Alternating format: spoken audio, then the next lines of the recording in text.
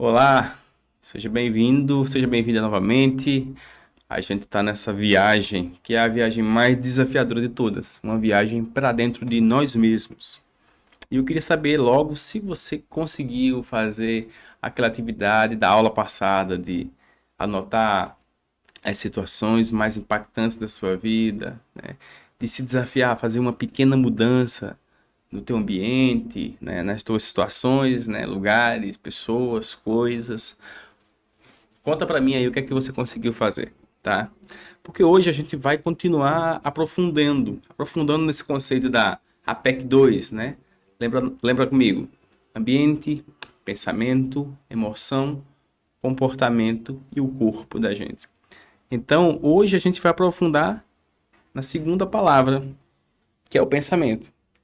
Fala pra mim aí, você acredita no poder da mente, como a gente fala por aí, né? No poder da fé ou no poder da mente?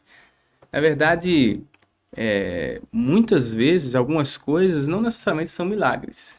Muitas vezes pode ser apenas o próprio poder do pensamento, do cérebro humano, que tem uma grande capacidade de alterar, inclusive, o nosso corpo. A gente vai falar mais sobre isso, tá? Não desacreditar de milagres, talvez você seja uma pessoa religiosa, uma pessoa de fé. Existem sim, eu também acredito, né? Mas quando a gente pensa também no poder que a mente tem, só o poder do nosso pensamento ele já consegue fazer transformações incríveis na nossa vida. Tá?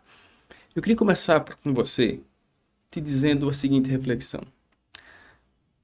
Não importa a situação que está fora de você. A coisa mais importante é o pensamento dentro de você. Não importa a situação fora de você. Importa o pensamento que está dentro de você. Esse é o poder que a nossa mente tem. Muitas vezes a gente espera que tudo esteja perfeito para que a gente se sinta bem. E não necessariamente. Isso vai acontecer quando a gente começa a mudar o nosso olhar para o mundo, o nosso olhar para a nossa vida. Começa a olhar com mais aceitação, com mais gratidão, com mais positividade. Aí o mundo ao nosso redor começa magicamente a melhorar. As coisas começam magicamente a fazer sentido, né? Então, assim, coloca isso como um axioma, como um lema na tua vida. Mais importante do que a situação fora de você é o pensamento que está dentro de você. Tá? Interpretação, né? O modo como nós interpretamos os acontecimentos da nossa vida, as situações da nossa vida, são determinantes para o modo como a gente se sente. Muitas vezes a gente acha que um acontecimento ele é necessariamente bom ou mal. E aí a gente diz, não, tal coisa é ruim. Mas nem sempre isso existe. Por quê? Porque dependendo de como a pessoa está, dependendo de como a pessoa está se sentindo, isso pode influenciar no pensamento dela. E dependendo de como ela pensa, isso pode influenciar em suas emoções. Imagina comigo, por exemplo, uma pessoa que acabou de perder o emprego. É uma situação que a gente vai dizer assim, nossa, que situação difícil. De fato, é uma situação que geralmente é muito ruim. Mas existem três pessoas aqui que perderam o emprego e as três podem ter uma reação completamente diferente. Um pensamento completamente diferente diante dessa situação. A primeira pessoa vai concordar com a gente. Vai pensar assim, nossa, eu sou um fracassado, eu sou uma fracassada, eu fui demitido, sou incompetente. Isso vai gerar uma tristeza, isso vai gerar um desânimo, isso vai gerar uma série de emoções desconfortáveis, negativas, né? Uma segunda pessoa vai pensar assim: eu sou muito competente. Na verdade, eu sou mais que competente para trabalhar nessa empresa. Isso é inadmissível, essa demissão é inadmissível. Será que isso foi uma questão de gênero? Será que isso foi uma questão de raça? Será que isso foi uma questão social que está acontecendo aí? Isso vai despertar o quê? Talvez raiva, indignação nessa pessoa. Ela também foi demitida, mas ela não está triste, ela está com raiva. Uma terceira pessoa também foi demitida e ela pensa assim: nossa, Até que enfim, que bom que isso aconteceu, porque agora eu vou pegar meus acertos e vou começar um negócio próprio, que é o que eu sempre quis fazer na minha vida. Então, ela vai agradecer por ter sido demitida. Veja que essas histórias são reais, elas podem existir, elas podem ser a sua história. Mas isso serve para mostrar para a gente que a situação é a mesma, uma demissão. Mas uma pessoa ficou triste, outra ficou com raiva, outra ficou feliz, ficou grata. Por quê? Porque cada um interpretou aquela situação de uma forma diferente, tá? Então, quando a gente pensa algo, isso influencia nas nossas emoções. Isso influencia na forma com que nós nos sentimos. Pensando nesses três exemplos aí, a pessoa interpretou a situação, o ambiente, né? Isso gerou tristeza, raiva ou alegria.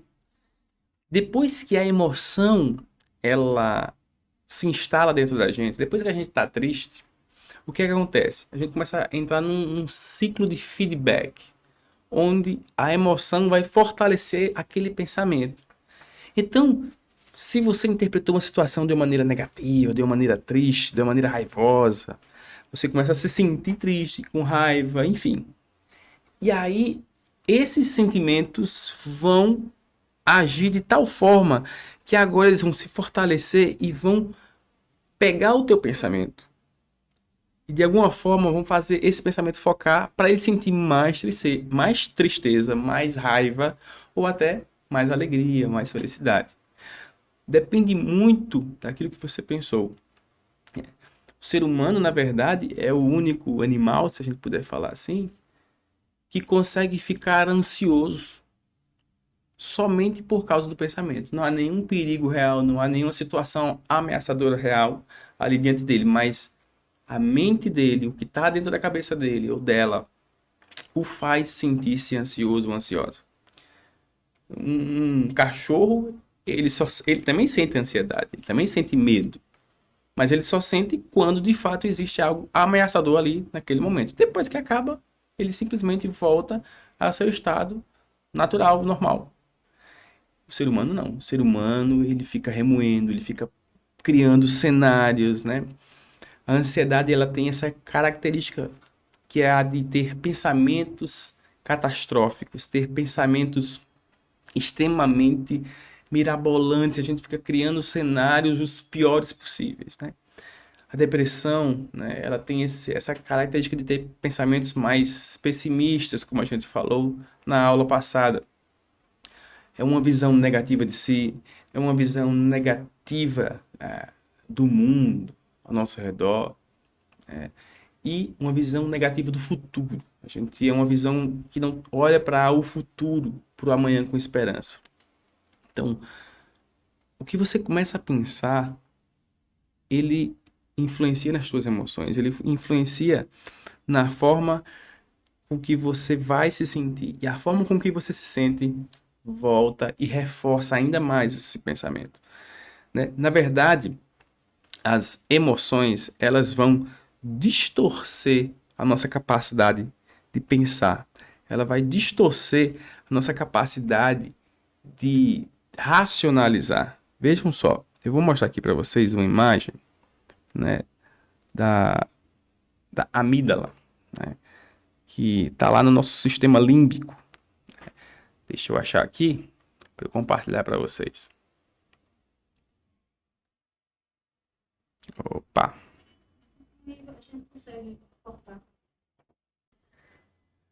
Então, ó, veja só aqui, ó. Esse ponto azul que você está vendo aí é um órgãozinho que a gente chama de amígdala, né? A amígdala cerebral, ela é responsável por provocar a sensação de medo, a sensação de ansiedade. Então, quando ela é ativada no momento de ansiedade, por exemplo, ela faz um verdadeiro sequestro emocional. A gente fica ali sem conseguir, basicamente, pensar direito. Então, a gente não consegue raciocinar bem, a gente não consegue, enfim, processar as informações. E aí a gente fica buscando tudo aquilo que confirma ainda mais a nossa ansiedade. né? Por exemplo, imagina que você é uma pessoa tímida, uma pessoa que tem o que a gente chama tímida, assim, extremamente tímida, extremamente envergonhada. Existe um transtorno que a gente chama de transtorno de ansiedade social. Então, são pessoas que têm essa amígdala mais hipersensível. Então, quando essa pessoa ela entra no lugar, por exemplo, ela já fica procurando, vendo quem está olhando para ela, quem está prestando atenção nela, ela já fica tentando analisar as expressões faciais de todo mundo, tentando dizer, olha, as pessoas estão olhando para mim, as pessoas estão me julgando, as pessoas estão pensando alguma coisa sobre mim, você se sente inadequado, você se sente um peixe fora d'água naquele lugar, enfim. Por quê? Porque a amígdala está lá disparando, disparando, disparando e você não consegue pensar racionalmente. Você fica pensando de uma maneira cíclica. Você sente ansiedade e fica tentando é, é, confirmar o sentimento que você já está tendo, né? Esse sentimento de ansiedade que você já está tendo. Né? É muito interessante a gente entender isso, porque aí lembra daquelas partes, né, que a gente está falando, do ambiente, do pensamento, da emoção, do corpo e do comportamento. A gente vê que o corpo influencia no pensamento, né? A amígdala é um órgãozinho que está lá no seu cérebro, tá? Então, assim, é ela que provoca a ansiedade.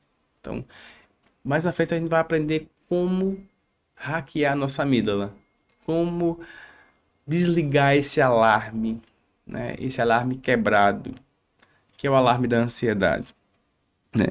Então, para a gente entender, por exemplo, como o pensamento influencia no corpo, né?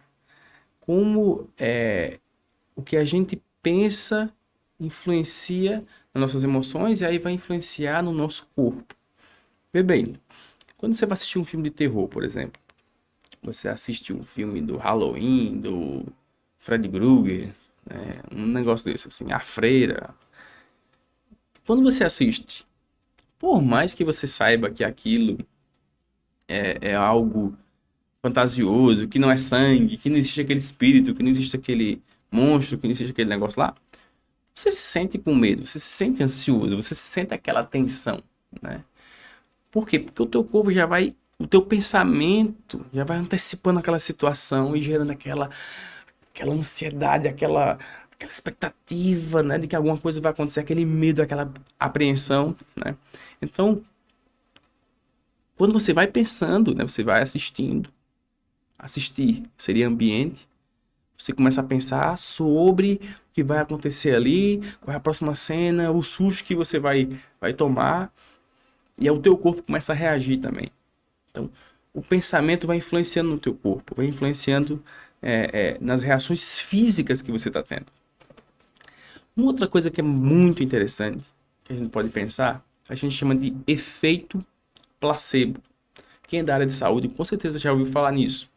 Efeito placebo é muito utilizado na fabricação de medicamentos. Então, quando eles querem testar um medicamento, eles colocam uma pessoa para um grupo, separam dois grupos, por exemplo. Então, um grupo vai tomar aquele remédio que está sendo testado, se funciona, e o outro grupo vai tomar um remédio, mas não é um remédio, é só um comprimidozinho de açúcar, por exemplo. Alguma coisa que não vai ter nenhuma reação. Mas a pessoa não sabe que está tomando uma pílula de açúcar, ela não sabe que está tomando uma pílula de remédio, por exemplo. Então, se o remédio é realmente eficaz, a pessoa que tomou uma pílula de açúcar não vai melhorar. E a pessoa que tomou de fato o remédio vai melhorar. Mas o interessante é que tem vários estudos mostrando que só pelo fato da pessoa achar que está tomando um remédio e achar que vai melhorar, achar que existe uma esperança ali, ela toma a pílula de açúcar e ela melhora. Em muitos casos. A gente chama isso de efeito placebo. Vê só, a pessoa acreditou que ia dar certo, a pessoa acreditou que aquele remédio vai funcionar. E aí o corpo dela começa a aumentar a sua imunidade, a reagir de uma outra maneira. Esse é o poder que o pensamento tem, que a gente falou lá no início, né? Parece um milagre, mas não é. É o teu corpo ali se conectando com a forma que você pensa. Então, o nosso pensamento tem um poder incrível, né? Na verdade, o nosso pensamento, ele pode ser o nosso maior protetor, mas a nossa maior arma de autodestruição. Quando a gente começa a pensar de uma maneira negativa, quando a gente começa a pensar pensamentos catastróficos, pensamentos pessimistas, isso começa a nos autodestruir. Mas a gente vai quebrar, sim, esse ciclo, né, de pensamentos negativos, ansiosos, pessimistas, né, pensamentos que não são producentes, não são funcionais. E a gente pode entender aqui, por exemplo, como o pensamento age durante uma crise de ansiedade, né? A gente está diante de uma situação, você está diante de uma situação, a gente, por exemplo, falou aqui de alguém que tem ansiedade social, essa timidez exageradíssima. Então, ela tá lá dentro daquela situação, de falar em público, por exemplo, e aí o coração acelera. Quando ela sente o coração acelerar, isso é devido à amígdala, né, que a gente falou. A amígdala manda um sinal ali para o corpo e o corpo começa, o coração começa a bombear mais sangue. A pessoa começa a pensar: nossa, meu coração vai explodir, meu coração vai sair da caixa do peito, né, vai sair pela boca. Vou ter um ataque cardíaco, vou ter um AVC aqui. E a pessoa começa esse pensamento. E aí esse pensamento aumenta ainda mais a ansiedade. O coração começa a bater ainda mais forte, e aí a pessoa começa a hiperventilar. O que que é isso? Você começa a respirar assim, aquela coisa superficial, aquela coisa muito rápida, e isso também aumenta a sensação de ansiedade, né? Aí a pessoa, meu Deus, eu vou morrer, eu vou morrer. Às vezes, muitas vezes a pessoa está numa crise de ansiedade, ela chega no hospital, faz todos os exames de coração, de teste, tudo. A pessoa está normal fisicamente. Foi tudo o quê? A mente dela que estava criando essas reações no corpo, né? Então, essa baixa de oxigênio, né, esse aumento da temperatura, essa tensão que vai gerar tremor, vai gerar um suor exagerado, até uma tontura, né? Quando a pessoa começa a perceber isso, ela começa a entrar em pânico, né? E aí ela começa a desenvolver o que a gente chama de síndrome do pânico. Ela começa a ter medo de sentir isso da próxima vez, de novo. Então, ela já fica pensando, meu Deus, eu nunca mais posso sentir isso, nunca mais posso sentir isso, se isso acontecer de novo. E você começa a tentar evitar sentir isso. E aí, o tentar evitar sentir isso já é um pensamento que gera ansiedade. E aí a pessoa se prende nisso. Mas para você entender o- como que o nosso pensamento ele vai influenciando o nosso corpo e como o corpo vai influenciando o nosso pensamento, né? Se a gente conseguir acalmar o nosso corpo, né? Se a gente conseguir hackear o nosso corpo, e aí se eu fosse você, eu já assisti às aulas de mindfulness, de respiração, para você aprender como relaxar o teu corpo, como acalmar os teus pensamentos. Se você começa a entender que existe essa relação, você começa a desacelerar o teu batimento cardíaco, desacelerar a tua respiração, e aí você começa a clarear os teus pensamentos, você começa a diminuir a ansiedade e a assumir o controle da sua mente. Porque parece que você está em pane, parece que você é um avião que está caindo. E quando você se torna o piloto da tua vida, fazendo esses exercícios, é como se a racionalidade voltasse, né? E aí você consegue, de fato, vencer a crise de ansiedade. Então, voltando novamente para a PEC, esses 5 itens, ambiente, pensamento, emoção, comportamento e corpo, eles estão interconectados. Lembra que a gente falou que se a gente muda um, a gente começa a afetar os outros. A gente começa a, de certa forma, é, é, melhorar os outros no efeito dominó. O pensamento vai melhorando a emoção vai agindo no corpo, né? E aí o corpo vai melhorando o comportamento, né? E aí a gente começa a melhorar as situações à nossa volta, nossos relacionamentos, né? O ambiente que a gente está. Então, é um ciclo virtuoso, né? Então, lembra que a gente falou qual a menor coisa ou qual é a pequena mudança que você pode começar a aplicar na sua vida hoje. E eu já falei agora, começa a assistir as aulas sobre mindfulness, sobre respiração, sobre como regular a tua ansiedade. E começa a praticar isso, que com certeza você já vai começar a colher os frutos. E pensamento e situação. O que é que a gente pode refletir aqui? A gente pode começar a pensar que as situações do passado, situações que a gente viveu, elas construíram as nossas crenças sobre nós mesmos. Então, o que a gente viveu moldou a forma com que a gente olha, com que a gente se enxerga. A forma que você vê hoje, o óculos mental que você usa para enxergar a tua vida, muitas vezes você já herdou esse óculos, né? Dos teus pais, do teu professor, tua professora, né? Situações que foram traumáticas para você, e aí você começou a desenvolver pensamentos disfuncionais, crenças errôneas, crenças centrais que a gente chama, que é quando você olha para si e você acha que você não merece ser amado, você acha que você é incapaz, você acha que você não vai conseguir. Muitas vezes isso é uma programação mental que você herdou da família que você veio, da cultura que você veio, de repente do teu contexto ali de cidade. Homem age assim, mulher age assim. Você nunca pode ser isso porque ninguém dessa cidade pode fazer isso. E aí você começa a absorver isso desde criança, né? Nosso cérebro, quando a gente é criança, ele é extremamente maleável, fisicamente maleável e psicologicamente também. Então, o que a gente vai recebendo ali de informação, a criança é uma esponja. Ela vai aprendendo tudo, ela vai guardando tudo, e aí ela vai na frente, na vida adulta, executando, seguindo a vida dela a partir daquilo que ela já aprendeu. Ela vai colocando em prática aquilo que ela acredita sobre si, aquilo que ela acredita sobre o mundo. Se o que ela foi ensinada a pensar foi positivo, ela vai ter mais pensamentos positivos, ela vai ter mais emoções positivas, ela vai ter mais comportamentos funcionais, prazerosos, ela vai ter mais qualidade de vida, mais bem-estar.